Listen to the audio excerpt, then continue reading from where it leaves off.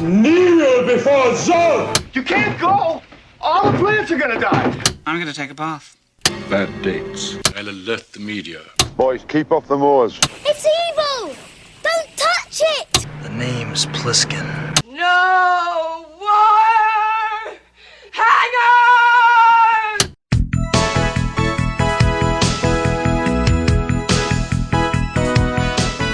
Welcome to Vintage Video, where we're rewatching the 80s so you don't have to. We'll be reviewing every major film release of the 1980s in chronological order, overanalyzing what you've seen and spoiling what you haven't. I'm Patrick O'Reilly. I'm Jesse Bayless. And I'm Richard Wells. And today we're discussing Paternity, released October 2nd, 1981. It was written by Charlie Peters, directed by David Steinberg, and released by Paramount Pictures.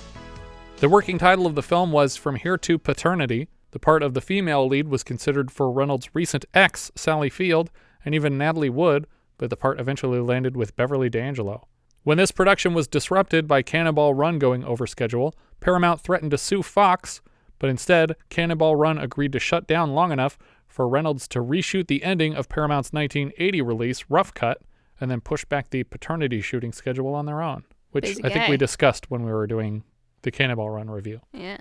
The film opens with establishing shots of the New York City skyline. Buddy Evans, as played by Burt Reynolds, steps out of his building and is greeted warmly by his doorman. He sees a woman on a corner who catches his eye, but when she turns around wearing a mask, he loses interest because he's apparently an anti-vaxxer of some sort. Yeah. I was going to say, this is no longer alarming, but the next thing he does is alarming now. Yeah. But I think she's credited as woman in flu mask on the credits, so that's what the implication is supposed to be for what she's doing here. Yeah. Buddy buys a newspaper and continues his walk to work under the Razzie-winning Worst Song of the Year. Papa says da da, baby says da da too. Mama goes gaga, baby goes goo goo goo. Buddy pretends to be a crossing guard to help a teacher and a line of students cross the street. In Central Park, he entertains a child by sharing food with the kid and feeding squirrels until the song is rudely interrupted when he throws a crumb into the street for the squirrel and it gets hit by a car. But who would let their child randomly take food that a stranger has been eating off of in the park? And this guy is weird with kids in this movie. He is weird. Yeah. He's very strange, and I would be just as disturbed by a woman doing what he's doing in all these scenes as I am by him doing it. Yeah. It's not a sexism thing where No. guys can't be with kids. What's the problem? It's like, no, he's literally just walking up and feeding people's kids without asking them. He's following kids on a school trip. Yeah, he's just wandering around with a class full of children for no reason. He doesn't know any of the kids in the class. He's very weird about kids. This was the filmmaker's attempt to show he's good with children. Right. Yeah. And all it shows me is that these this filmmakers is very problematic don't understand and weird. children. Yeah. All the nearby parents collect their children and leave Buddy alone on the park bench after their children see a squirrel flattened. Which is what they should have done when he was force-feeding a little girl a piece of his candy bar or breakfast bar or whatever he had. But, I mean, what is their alternative? To sit here and just look at the flattened squirrel for the rest of the afternoon? I think the parents probably wanted to leave, too. The screen fills with baby pictures, and we start to hear them cooing and then crying. No, we need to talk about these opening credits. I'm assuming these are production babies, or not production babies, but the children of the people who work on the film. Or they must be, because they wouldn't be old enough images to be the people who worked on the film. Right, exactly. Yeah, they're not black and white. But also, you're not going to license, 100 baby photos all of a sudden. Maybe you are, because it's like, who's going to know? Yeah. I just go to a nearby hospital and take every baby picture. But I had to turn the volume down. Because of the crying? Because the crying, because it's just showing a few pictures and then you're hearing a little bit of crying, but then it starts showing dozens of pictures at once and you're hearing it overlapped and overlaid. And it started just freaking me out. As I don't have kids and I have never really been around a lot of babies, but hearing all of those combined cries was triggering evolutionary things in my brain. It's this isn't okay. Something is wrong. Fix it. Someone help those babies. I turned the volume down. If I was in the theater, I would have walked out. Yeah. This was we've said that a couple times though about different moments in these films. But it's no, I'm not going to hear this. Yeah. I'm not going to the theater. I'm going to the theater to have a good time, not to just hear troubling noises played in Dolby Surround. Yeah, I remember, I think it was Witch's Brew where an alarm goes off and it just keeps going off for like 45 seconds. And we were like, I would not have seen the end of this movie if it weren't for this podcast. I would not have sat through this for much longer than I did. We cut back to Buddy, now walking with a coworker, Kurt, played by Paul Dooley. I guess it's his attorney, but they're going to the same place. A sign above Madison Square Garden's marquee announces Buddy's 44th birthday, and he demands it be taken down. Do you guys recall the last time we saw a billboard in New York City dedicated to the lead character of the film? They walked him downtown and they pointed out the billboard, and he's like, oh my gosh, that's so nice of you guys. It was in Central Park, big billboard. Tribute. That's what the sign said. Oh. And it was for that show that they were doing. Because it was a tribute. We'll learn that Buddy works as an events manager here at Madison Square Garden, which was owned at the time by Paramount's parent company, Gulf and Western. As they walk through the garden, people ask Buddy about the betting odds on upcoming sport events. His chat with Kurt is about mortality and about having a family to leave behind when you're gone. Kurt's son is actually here in the office today, played by Peter Billingsley. Remember me? I live with your mother. Dad, right? Inside the office, Buddy and a table of executives screen a recent hockey game broadcast. Buddy cuts the meeting short and changes into a tracksuit to walk Kurt's kid, Tad, down to the garden's basketball courts. That's your important thing that you had to do today? Yeah. That's why the kid is here, is to go play basketball with his dad's coworker, not his dad? Yeah. In the Madison Square Garden court? Who they repeatedly make jokes about throughout the movie about, like, not caring about his dad. It's like your dad just got you this cool thing where you got to play basketball at Madison Square Garden. Yeah. But also, I mean, I really don't, obviously they're trying to make the meeting seem like it's just some kind of not futility, but like it's not a big deal. It's not a big deal, or it's also, you don't know really what they're talking about. You just know that they're doing business. Yeah, and they seem annoyed that they're having to do this meeting with his attorney and not with him. Yeah. Because Dooley is just like, oh yeah, he agrees with me. This is how it should look. And they're like, well, we wanted his opinion on this. But also, I was like, if he's an events manager, why are they watching previously recorded footage? I think because they're talking about changes that they want to make to how they do things in the future. Oh. But it's so far out of the point of the film that I don't even know why we bothered with it. We could just as easily have been like, oh, hey, it's Tad. Let's go play basketball. There didn't need to be a meeting going on that he was neglecting. The kid tells Buddy about a teacher that had a heart attack at the age of 43 and died, so he's not excited about being 44 today. Later, Buddy sits down to a meal when a singing telegram shows up to improvise a song wishing him a happy birthday. You'd think a singing telegram service would have a birthday song at the ready, but he's clearly making it up as he goes along. It's pretty rough improvising. Yeah. It's your birthday today, and everybody here's got to say, hey, 'cause it's your birthday today. So make a wish, blow out the candles, have a big piece of cake, 'cause you don't have any love handles. It's your birthday today, and everybody here's got to say, hey, it's your birthday today. Also, another point where I may have walked out of the theater because this is also going on for way too long. You know who this is, right, though? Do I? The singing telegram. It's Murph from the Murph Tones. Oh, God. But he's like crab walking on the ground, following around. All the motion, I'm convinced, is equally improvised. He's making up the words as he goes along, and he's doing a little dance that he just thought up on set. They didn't give him anything because they wanted it to be as irritating as possible. They succeeded. Kurt and another friend, Larry, who we'll learn later is actually Buddy's doctor, played by Norman Fell, are outside laughing at the scene that they've caused. We get a few useless rapid-fire cutaways, and then the three friends are sitting at a restaurant table together talking about how Buddy's life seems unfulfilled. But worth going back to these cutaways, one shot is just he is talking to a kid again somewhere, and then the next shot is he's at a restaurant and he fills his glass with wine and he drinks it and then he pretends it's gross and asks for a refill. Yeah. It's like, these don't inform anything. Yeah. Why did we do that? Why couldn't the friends just come into the restaurant and sit down with him after that moment? I did kind of chuckle at the gagging on the wine. And then asking for more? Yeah, because it almost looked like he actually swallowed down the wrong pipe for a second. Yeah. He was having trouble and just kept going with it. Yeah, so they just put a blooper in, you're saying?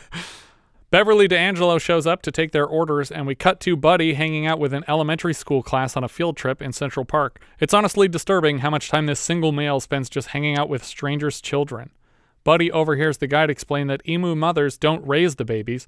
They lay the eggs and then Daddy takes over, and it gives him an idea. Now, does anyone know what we call a kind of mummy that just produces offspring and leaves them for someone else to raise? I call lucky and smart.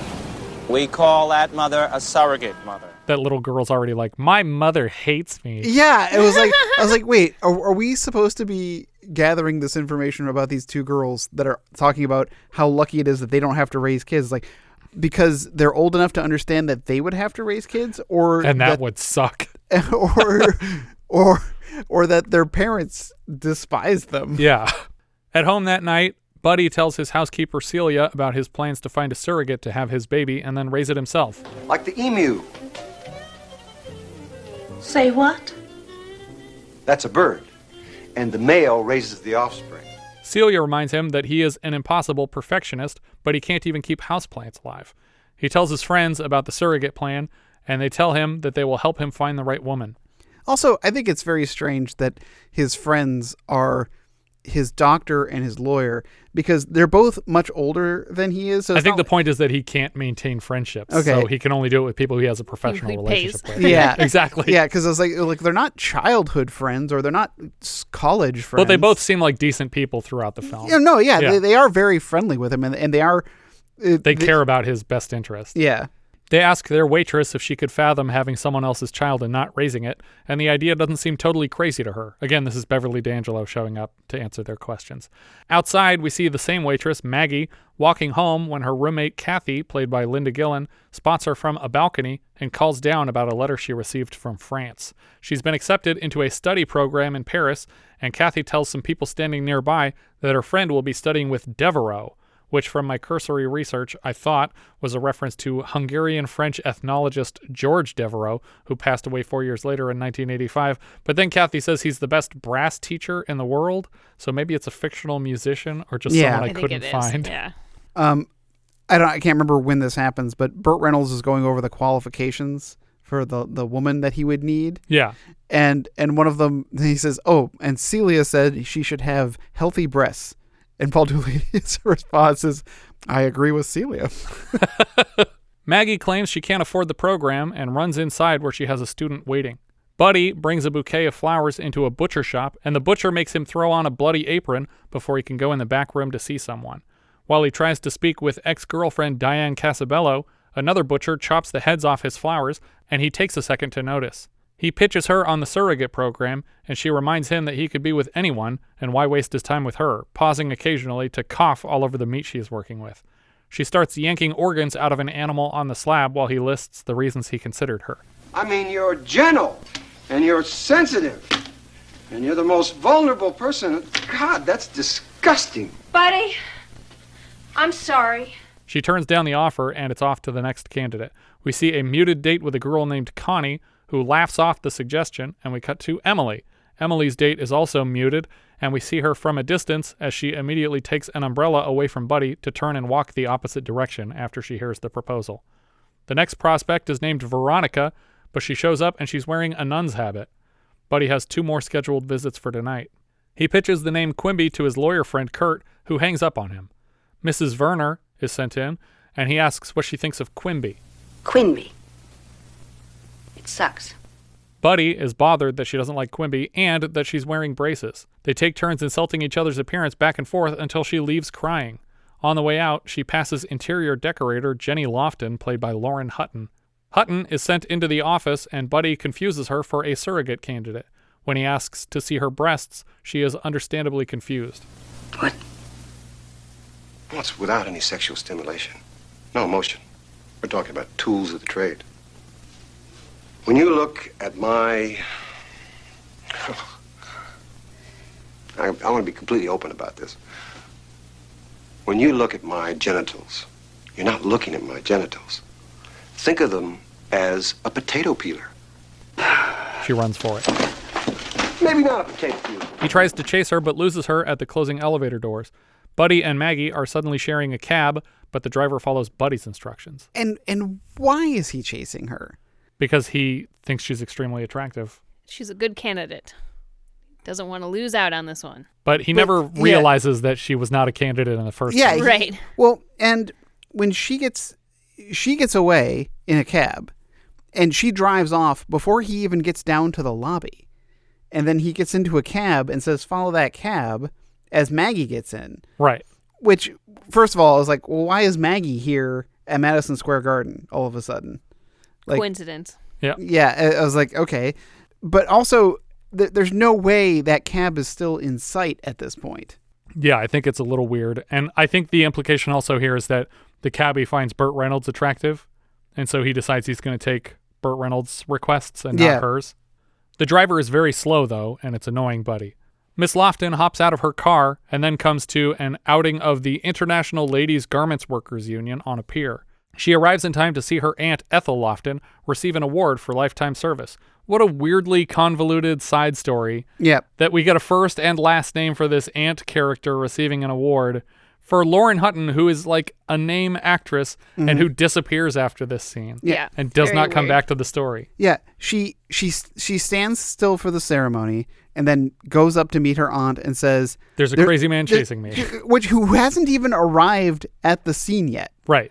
And she would not know he was chasing her because she got in a cab and drove away before he even exited the building. Right. She would not have seen him get into a cab. I mean, she heard him stepping toward her in the elevator, but she wouldn't have presumed from that That he left that the he building got in a cab and followed her all the way here. The group all board a boat together for a day trip, and Buddy accidentally grabs something of Maggie's from the cab, so she's forced to follow him to the boat too. But Jenny notices them on the boat in time to get off of it before it pulls away. At the back of the boat, Buddy explains his whole situation, and Maggie seems to totally understand, and even conveniently throws in that she'd like to have a kid, but that she's not interested in marriage or raising a child. The boat captain points out every hospital they float past to announce the procedures that he had there and to rate each experience. And just completely craps on any New Jersey facility. related facilities. I feel like this whole scenario was because somehow they booked a boat. It's right. Like, we got to use the boat. Like we got to figure out some way to use this boat, because otherwise this whole conversation, it could have been he gets into the cab to try to follow the cab driver loses them, and he promised to take her where she was going, and they have this conversation in the cab. Yeah, it's such a lot of information and set design to include a random meeting of the International Women's Garments Union. It's like, why are you bothering with all of that in this boat? Yeah, all of these extras, all of this time on the pier, which is like all these different permits you got to pull. Unless this was all part of filming in New York, like it's like you have to do something at the pier, you have to do something on the water. You know, we got to show the waterfront. You really have to like give us a tour of the city. Before the boat docks again, Buddy has already come to an agreement with Maggie and even made her a cash offer to have his child. The price mentioned is $50,000, or the equivalent of $163,757 in 2022. The next day, they meet again in Buddy's office to sign an official contract. They want to know specifically how many traditional impregnation attempts they're agreeing to before signing anything. Which, isn't this kind of like paying for sex a little bit? Yes. Because they're not talking about doing it the newfangled scientific way. They're talking about literally just, I'm going to have sex with you and I'm going to pay this much money to do it. Like, for all she knows, he has a vasectomy and he's literally just paying for sex with a stranger. I feel like he could probably pay somebody less.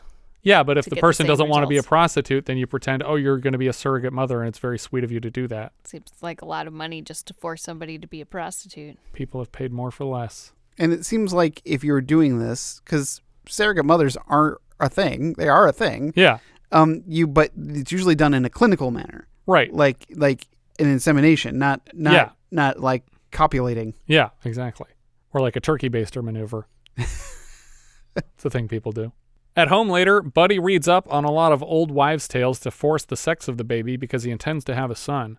Not only are his plants dying, but Buddy's fish also seem to be dying. Hello, my little babies. Hello, my little...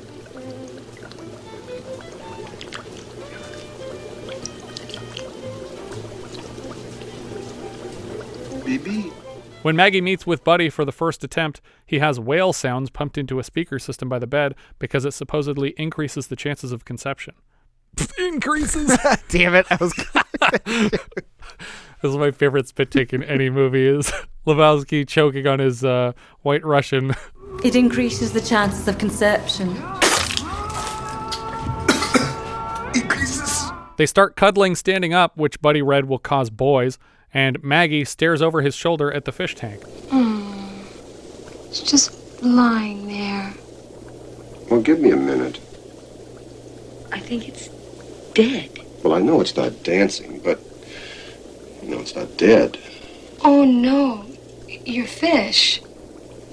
My fish? No, your fish in the tank. I think that fish is Oh, dead. my God, it's my koi.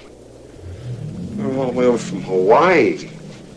They'd have to be over 100 years old. I like how much he cares about these fish, actually. And even the plants in his apartment, it's cute. It's less disturbing than how much he cares about other people's children for some reason.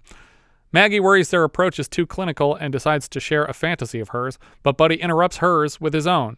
She decides to reenact his fantasy by getting all dressed up and acting it out in public. He finds her at a hotel restaurant with a fake beauty mark above her lip.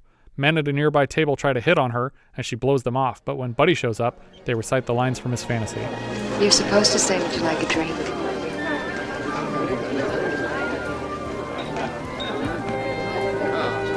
Would you like a drink? No. Drink is not what I want.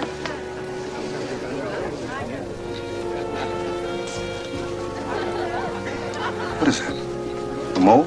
Beauty mark. Oh, I like that.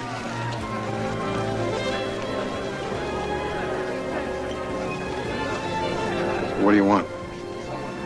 I want you. Now.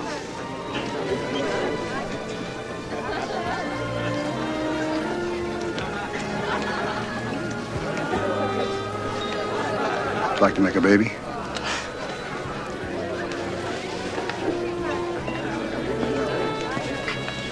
The room number's on the key. The men from the nearby table are stunned to silence. Buddy and Maggie meet in the upstairs room and begin to undress each other. The next morning, she wakes up alone in bed, and Buddy is sleeping on the hotel room couch. Later, Maggie meets with Buddy's doctor friend Larry, and they discuss how to share the good news with Buddy. Of course, when Buddy busts in, he's already guessed the good news. Tell me it worked. Tell me it worked. What do you mean it worked? Look at that rosy cheek. Look at that glow in your face. It worked, huh? Tell me it worked. Maggie's pregnant. Hot damn, the rabbit died. I knew it. I knew it. The rabbit died. Do you guys recall the last rabbit death? Oh, gosh. I know that we've discussed it several times. Multiple times. The most recent one? Yeah, I'm just going to do the most recent. We don't have to go through all of them. I think it was Ellen Burstyn. You're surprised. I insisted upon visiting the dead rabbit's grave. Miracle Hands. That's too far back. Same time next year. That's the name of the movie. Same time next year. Remember the pregnancy reveal? Oh, yeah. I remember that now. Over dinner, Buddy picks on Maggie's meal, so Celia pretends to smell gas at the stove to lure him away from the table so she can eat whatever the fuck she wants. But it doesn't work. So, I mean, it kind of works because even though he knows that it's not a gas oven, he goes to check on it, but she doesn't take advantage of the opportunity. She pretends like, oh, I was just cutting up your meat. And it's like, you should have just put that whole thing in your mouth. It's not going to grab it out of your throat. The next day, Buddy accompanies Maggie for a jog, but he's on a motorbike.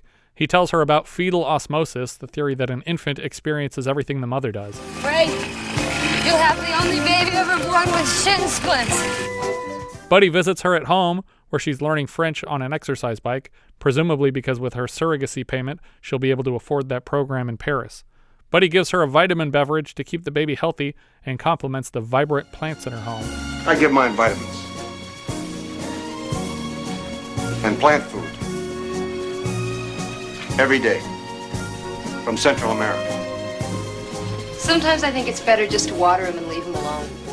Back at Madison Square Garden, Buddy watches men erecting a boxing ring and spots an ex, Sophia Thatcher, played by Elizabeth Ashley. Turns out she is married and divorced since they split. We cut to Lamaze classes, where Maggie is annoyed she's been given a girl doll to practice with since she thinks it will affect the sex of the child she is producing, but the instructor assures her it makes no difference.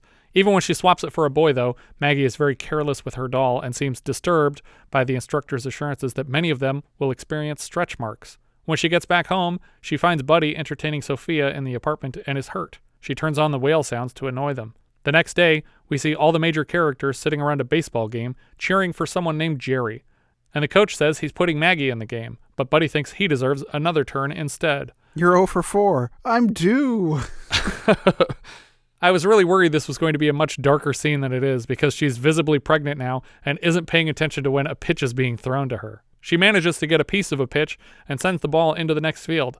Buddy tries to talk her into accepting a single base, but she runs all the way home and everyone celebrates except for Buddy. Later, they are walking by a falafel stand, and again, Buddy denies her the food she wants. Please. No. I tell you what, I'll give you each 2 falafel. Everybody will be happy. Here's one for you. I'm gonna get your license taken away. I don't have a license. He doesn't have a license. Don't eat that thing. He doesn't have a license. This all stems from the need to rebel against authority. Very common. What are you, a falafel therapist? He's right. I've thought it might have been funnier if he was like a falafel-sipher, but that doesn't make as much sense as therapist, considering what he said.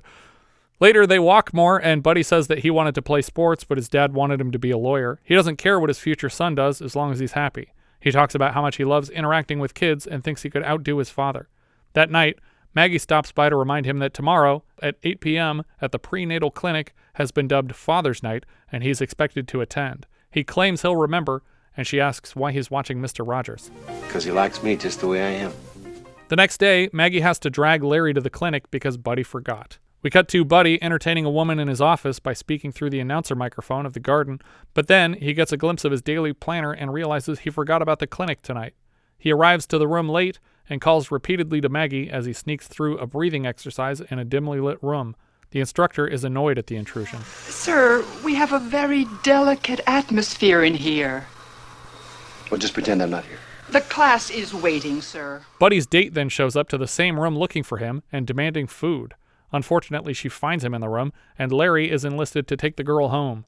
Suddenly, another soon-to-be mother in the room recognizes the name Buddy and admits to her husband that Buddy is an ex-lover of hers as well. Sometime later, Maggie is preparing the apartment for a nice dinner together because her class was canceled, but Buddy comes home with Sophia again. They lie to Sophia that Maggie is merely his pregnant au pair. She follows them to the elevator as they leave for dinner, and Maggie changes the story to claim that she was raped, and then that she was molested and then raped, before Buddy changes the story again.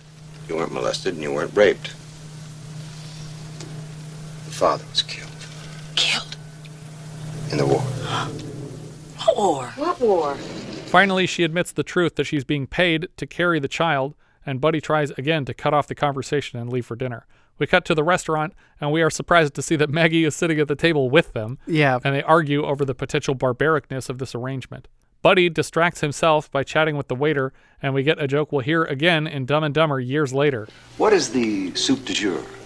Soup of the day. That sounds good. I'll have that. Both women leave for the bathroom at the same time, and they split a cigarette while Maggie discusses her concern for the baby's health.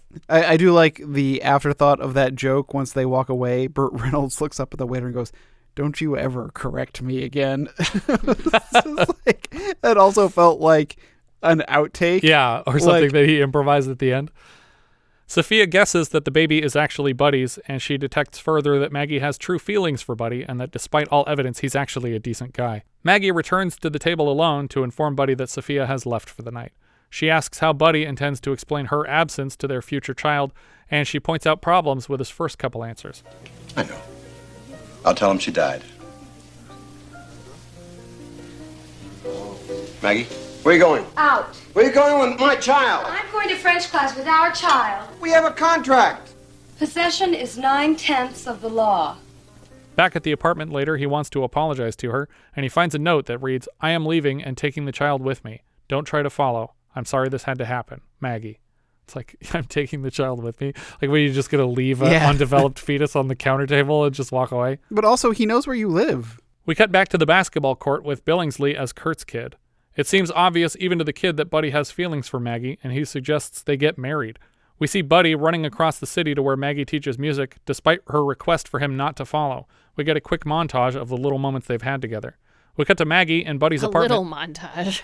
Yeah, it goes on for a while. Way It's basically too long. every scene that we've seen of the two of them. We cut to Maggie in Buddy's apartment, telling Celia that she's going to sneak into the office at the garden and tear up the contract, but Celia suggests that she just admit her feelings to him. And wouldn't your lawyer have a copy of the contract? Right. Well, the point is that she doesn't want him to have a copy that he can take her to court with. I do love him. Or at least I did. I have this dream that Buddy and I really do love each other. Is that the dumbest dream you've ever heard? Those are the ones that come true, the dumb ones. Larry is in Buddy's office, and Larry suggests admitting his love for her just as she walks in. Try it, one word at a time. I love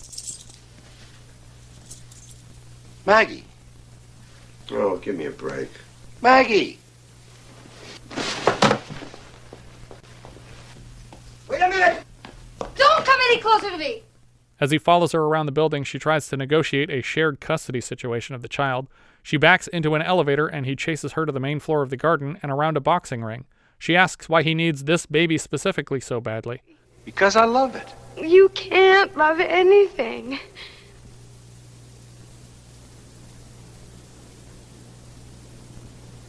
I love you.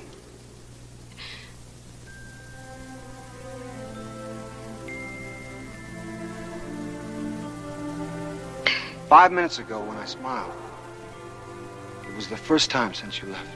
See, and how I thought that this scene was going to go is because she takes the elevator and it says to Arena. Yeah. And I thought he was going to be, when she was trying to find a way out, he's going to be on the voiceover and trying to talk to her. And following her with the lights, like following her with a spotlight.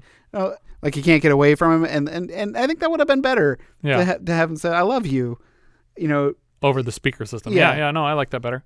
I think there's a lot of ways that you could have made this movie better. Yeah. She nearly collapses, and he runs to hug her. On their way through the hospital to the delivery room, Buddy demands an instant marriage like the one at the end of Lethal Weapon 4, where Mel Gibson tries to marry Rene Russo right before the baby is born.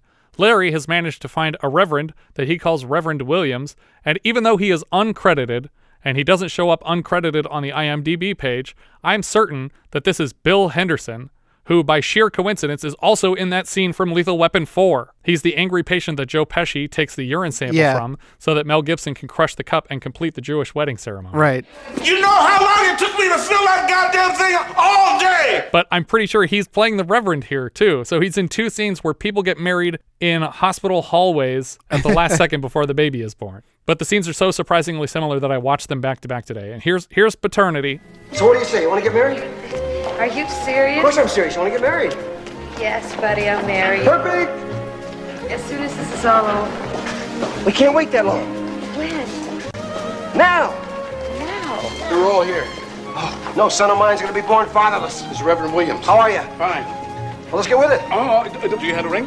Oh, no, I forgot it. I got one. I got a We ring. need a maid of honor. That's me! We are gathered here tonight. Skip all that. Get to the good stuff. Do you? Buddy. Do you, buddy, take? Maggie. Do you, buddy, take? Oh, yeah. Well, I'm from the... Do you help me out a little bit? Everything. Buddy, take. But else is not a man and wife. Yes, of course I will. Well, What do you hallelujah. think I'm here for? Hallelujah. Well, Hallelujah, And here's Lethal Weapon 4. I said I didn't want to get married, but I do want to get married. I want to be a wife before I'm a mother, and I lied. I just lied, and I know you don't want to. Okay. He said okay. Will you marry me? Oh, Riggs. Go get a minister. Now? Yeah, right now, because we're getting married. Oh, God, here comes another. What do you need? License, blood test. No, wait, no. I just want to hear the words with the minister before the baby comes. Honey, it's coming now. now. I think we can. Oh. This is Rabbi Gelb. A rabbi? You said anything. No, he'll do. Okay, Hi, Rabbi.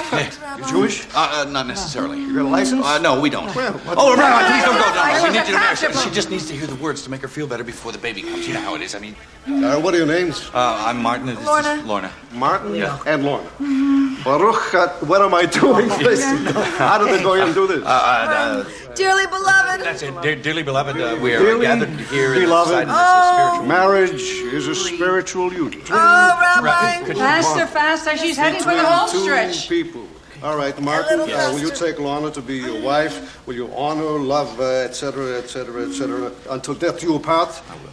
All right, Lorna, will you take Martin to be your husband, etc., etc.? Yes, I do. The same thing. All right, I pronounce you man and wife. You may kiss the bride. You already did Oh. that. Let's go. No, wait. Oh, what? At the end, Maggie looks directly into camera for a freeze frame, and we cut to Buddy and Maggie now with 3 grown children years later jogging through Central Park as the credits roll. I think they're all girls. Yeah. Which is why I feel like there's 3 of them. Oh, okay. Like he really wanted a son. So he gets 3 girls. Perfect. And that's Paternity, everybody. Ugh. It's not bad, but it's a nothing movie. Yeah. There's nothing of substance here worth Yeah. checking out. Yeah. Unless this was like a novel idea of the surrogate mother at the time, and it was just like, oh, nobody's explored this with a romantic comedy yet. But there's really not much to it. They don't have enough chemistry, the two of them, and they don't even have enough scenes where they're actively in a relationship for it to matter that much. Yeah, I mean, I just don't even like the whole general concept that, he's getting older and he needs a legacy, so he's going to just pay somebody to give him a legacy. I don't care about that. That's fine. I mean, people do that, and it's a fair thing to do if that's what you care about in your life. But I think it's weird that the whole time he seems like a fairly flawless, nice guy, right up until suddenly he's telling her, oh, I'm just going to say that you're dead. And I'm going to lie about what you're doing for me because I don't want this girl to freak out and leave me. And it's like, why suddenly in the last night of her pregnancy are you turning into an asshole when the whole time you've been a relatively decent guy up to now? Well, I mean, yeah, he's been overbearing because, I mean, that's the nature, I guess, of their relationship and their contract. Yeah.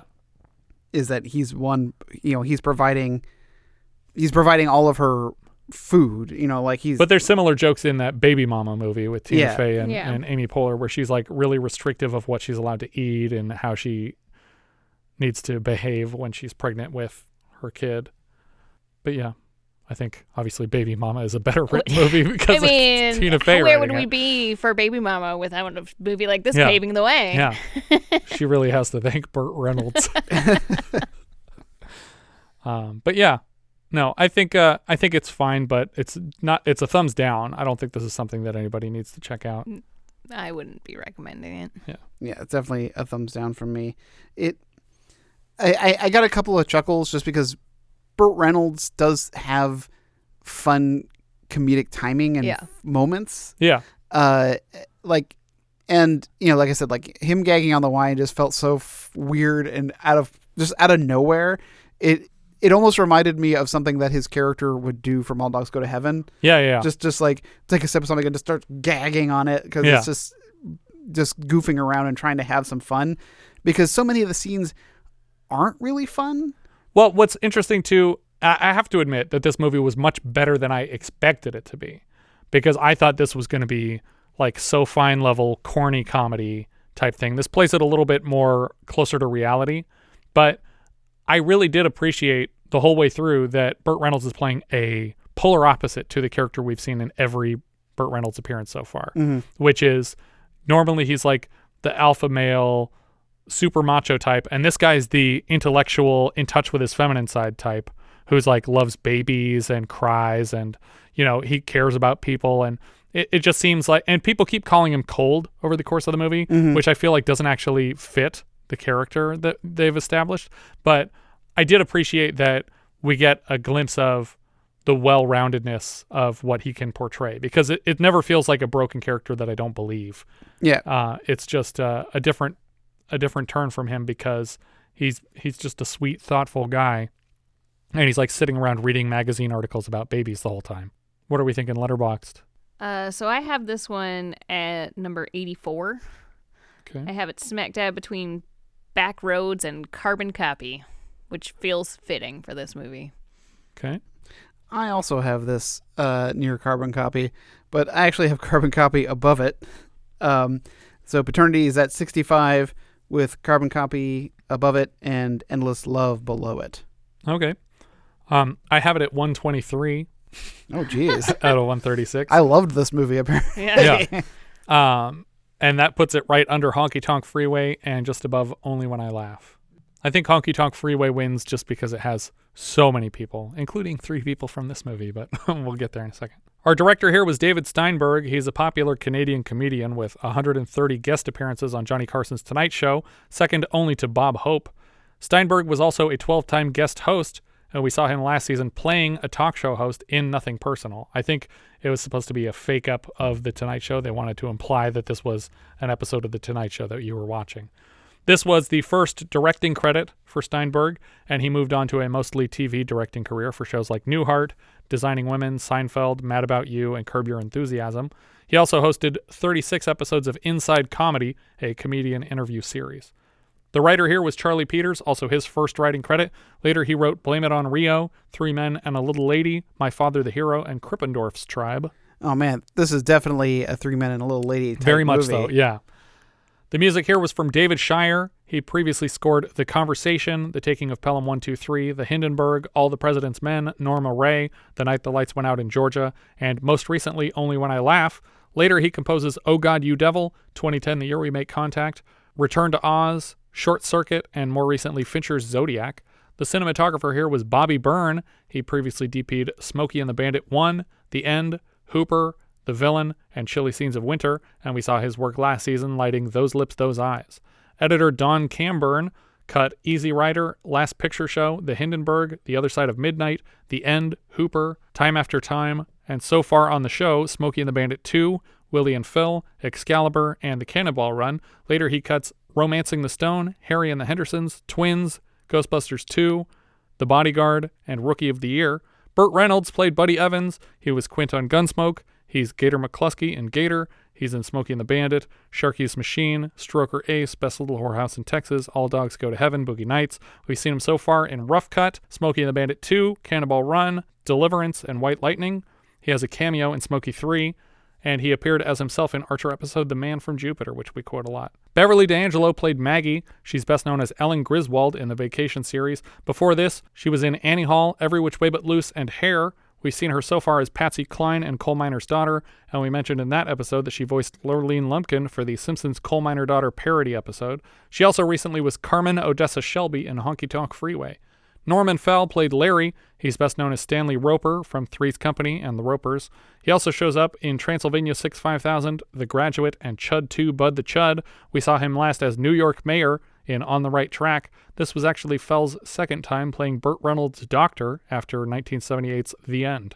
Paul Dooley played Kurt. He was Dr. Gil Ganey in Altman's Health and Wimpy in Altman's Popeye the same year, 1980. He's Claude Elsinore in Strange Brew, Jim Baker in 16 Candles, Owen Cheese in Shakes the Clown, himself in The Player, a UFO abductee in Waiting for Guffman, and Cheryl's dad on Curb Your Enthusiasm, and the voice of Sarge in the Cars movies. And for my Star Trek buddies out there, he's an Abrantane, Garrick's father. Okay. And he's also the dad in Breaking Away.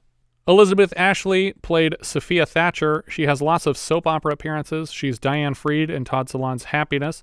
Most recently, she is Ruth Brenner on Russian Doll. That's like the adult family friend of the protagonist Natasha Lyonne character. And we saw her last as psychopathic killer Andrea Glasson in Gordon Willis's Windows. Lauren Hutton played Jenny Lofton. This was her second collaboration with Reynolds after appearing as Aggie Maybank in White Lightning's sequel Gator. They reunited again for Malone in 1987. She also reunited with Beverly D'Angelo in A Rat's Tale in 1997. We also saw her in Chant of Jimmy Blacksmith, which got a minisode this season. She was Michelle in American Gigolo last season, and we've also seen her as Charlotte Taylor Wilson in Zorro the Gay Blade. I get to say it that way every time. Juanita Moore played Celia. She was nominated for an Oscar for her part in Imitation of Life in 1959, and later appears in Deliver Us from Evil in 1975. Peter Billingsley played Tad.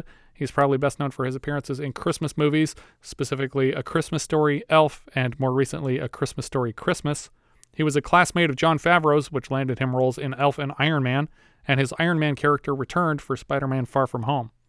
We saw him last, also with Beverly D'Angelo, in Honky Tonk Freeway. Jacqueline Brooks played Aunt Ethel. She was Commissioner Brumford in The Naked Gun 2.5 and Alice in The Good Son. Mike Kellen played Tour Guide. He was Mel in Sleepaway Camp. He's Mr. Hayes in Midnight Express, and we've seen him so far as Leo in The Jazz Singer and in So Fine Somewhere. Elsa Raven played Prenatal Nurse. She's the Save the Clock Tower lady from Back to the Future. Mm-hmm. She passed away, I think, pretty recently. She's also Ida Strauss in Titanic, and on the show we've seen her so far in Fatso, American Pop, and The Postman Always Rings Twice. Carol Locatel played Miss Verner. She's back with Reynolds as Mabel in Sharky's Machine later this season. Murphy Dunn played the Singing Telegram Man. He's Murph from the Blues Brothers. We saw him last with Billingsley and D'Angelo in Honky Tonk Freeway, and before that in Last Married Couple in America. Toni Kalem played Diane Casabello. We saw her last as Private Tina Gianelli in Private Benjamin. She's probably best known for playing Angie Bonpensiero on The Sopranos, but I know her best as the pregnant and then not pregnant woman from MacGyver episode Birthday, Yeah. which also features the uncredited Bill Henderson from this film. McIntyre Dixon played Nature Walk Teacher. We've seen him so far in Altman titles Health and Popeye, where he played Coal Oil. That's Olive Oil's father. Alfie Wise played Cabby. He appears with Reynolds in The Longest Yard, Smokey and the Bandit, Hooper, Hot Stuff, Cannonball Run, and Stroker Ace. Tony DiBenedetto played the Butcher. His first credit was in Short Eyes. Last season we saw him in Windows, Defiance, and The Exterminator. Earlier this season, he's been in Fort Apache, the Bronx, and Prince of the City. He's back later for Raw Deal, My Blue Heaven, again with Karabatsos, and he played Tony in 9 episodes of Cheers. Dick Wyand played Mario. He was Roy in Friday the 13th, A New Beginning. Ken McGee played Man in Oak Room Bar. He plays Carnival Rube in The Jerk. Duck Hunter Burt in The Adventures of Buckaroo Banzai. We saw him last as the Scoutmaster in The Postman Always Rings Twice, and he reunites with Reynolds as Mansell in The Best Little Whorehouse in Texas. Frank Bongiorno played News Vendor. We've seen him so far in Fame, First Deadly Sin, and Idolmaker. Jane Cecil played Woman at Music School. She was Bee Williams on the prison board in Brubaker, and she's back later this season as a secretary in Taps. Jack Mattis played Edmund. He was a maitre d' in Mickey and Maude, and his final credit was as a conga line dancer in The Backup Plan, featuring a credit from one Jessica Bayless. Mindy Miller played a girl in a saloon in Westworld. She's also Tina in Body Double and a penguin crony in Batman Returns.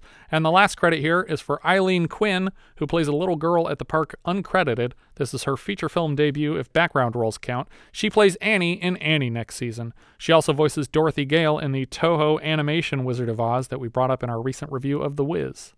Those are all the credits I have for this one. I think that's everything for Paternity. If you guys have any thoughts you'd like to share, we are Vintage Video Pod on Twitter, Facebook, Instagram, YouTube, and Letterboxd, where, as I said before, you can find each of our full movie rankings for the year. We can also be found at vintagevideopodcast.com. We also have a Discord. You can join the 24/7 movie chat and share your thoughts on episodes past, present, and future at vintagevideopodcast.com/Discord. And if you're listening on YouTube, don't forget to subscribe, because this is our second episode of the month. Nothing. Thank you so much for listening. I hope you'll join us next time when we'll be discussing Dead and Buried, which IMDb describes like so: a suspense horror film set in a small coastal town where, after a series of gory murders committed by mobs of townspeople against visiting tourists, the corpses begin to come back to life. We leave you now with a trailer for Dead and Buried. This is the road to Potter's Bluff. Maybe you've been there. Clean, picturesque, full of old-fashioned friendliness. The kind of town everyone likes to visit. This is the road to Potter's Bluff. There is no road out. Welcome to Potter's Bluff. From the creators of Alien, terror brought down to Earth, dead and buried. Is there any way whatsoever to reanimate people after they have died? To get them to walk around? That guy, the one you came to see me about last week, the one that died after the car wreck. Yeah. I just saw him.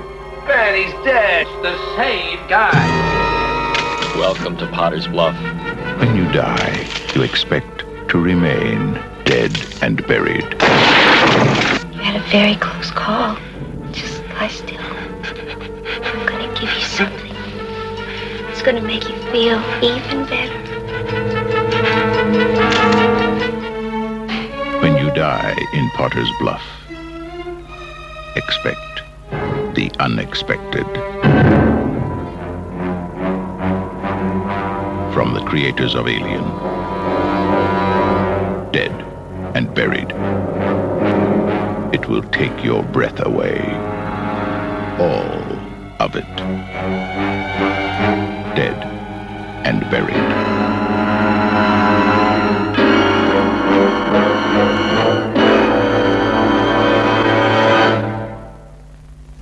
Hi, I'm Dayton, the host of the Docking Bay 77 podcast. We talk about everything from Anthrax to the Muppets to West Side Story. All right, boys, buckle up, because we have hit the bottom of the barrel. He slaughters all the Tusken Raiders. The fact that she stays by his side, that tells me everything I need to know about these women that write letters to serial killers in prison. You know, it made sense, you know. mopey, young, sad, always dumped Tim. That was the theme song, you know? When you listened, Tim, did you have the volume on? Or? The witches are definitely much more nightmare fuel. But the fact that they look like the Texas Chainsaw centerfolds. If Jango Fett is so awesome, he's hired to be cloned, why the hell isn't he doing the job? He's like, my client's getting impatient. Well, what, you slack-ass mother? Why don't you do it? You know, you're just... Check us out on Apple Podcast, Good Pods, Podbean, or wherever you get your podcasts.